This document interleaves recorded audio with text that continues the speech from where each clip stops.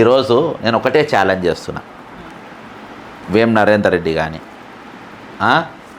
మహేష్ కుమార్ గౌడ్ కానీ, రేవంత్ రెడ్డి కానీ, వీళ్ళ దగ్గర ఉన్న కొంతమంది మంత్రులు తరాజు పెట్టి బాటలు పెడదాం ఆడ. మంత్రుల ముందు వీళ్ళు ఎంత బరువు ఉన్నారు, మంత్రులు అయినాక ఎంత బరువు ఉన్నారు. అదేందా వీళ్ళ ఆస్తులు మంత్రులు కాకముందు వీళ్ళు ఎంత సంపాదించారు, తర్వాత ఎంత సంపాదించారు. ఇంటెలిజెన్స్ రిపోర్ట్ ఉంటాయి కదా, మీ వెరగలేదా? మీరు ఎవడెవడు ఎంత సంపాదించో తెలియదా? సీతకి ఎక్కడెక్కడ ఎంతెంత తిన్నదో తెలియదా? చెప్తా టైం వచ్చినప్పుడు. సీతక్క అయితే మనం రీసెంట్గా చూపించిన కదా ఎంతెంత తింటుంది ఏమని. ఫుల్ మీల్సే అందరూ అధికారులు, ఫుల్ మీల్సే.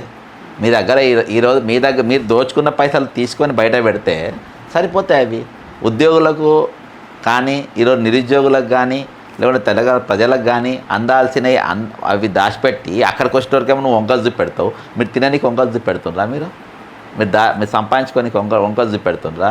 నీ అనుమూల బ్రదర్ చేసే అక్రమాల పైన ఇచ్చేస్తలేరా? మళ్ళీ నీ దగ్గర ఎవరు రూపాయి పుట్టినప్పుడు నువ్వు ఇండస్ట్రీలు వస్తున్నాయి, కొత్త కొత్త కంపెనీలు వస్తున్నాయి అని చెప్పేసి నువ్వు పెద్ద పెద్ద మాటలకు వెళ్ళిపోయి ఈరోజు భూములు ఎందుకు గుంజుకొని వాళ్ళకి ఇస్తున్నావు? వాళ్ళకి ఎందుకు ఇస్తున్నావు? ఈరోజు ఫోర్త్ సిటీ ఎందుకు పోయి నీకు? అసలు నీ దగ్గర రూపాయి లేదు, దమ్మిడి ఆదాయం లేదు.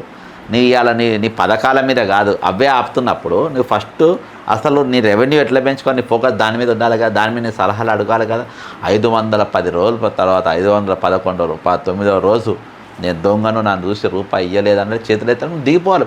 101% నేను సింపుల్గా నీ పద్ధతి మార్చుకో, అవి మార్చుకో అని చెప్పి నేను సలహాలు ఇవ్వ నీకు లేను.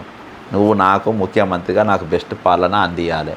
కాబట్టి నీకు బెస్ట్ సౌకర్యాలు మేము ఇచ్చినాము. నువ్వు రోడ్డు మీద పోతే ఈగను కూడా ఉంచలేము. నువ్వు గాలి లేకపోతే గాలిలో కూడా ఈగను కూడా మేము ఉంచలేము. నీకు కావాల్సినంత అన్నీ మేము సమకూర్చినాం. కానీ నువ్వు మాకు బెస్ట్ పాలన ఇవ్వలేకపోతున్నావు.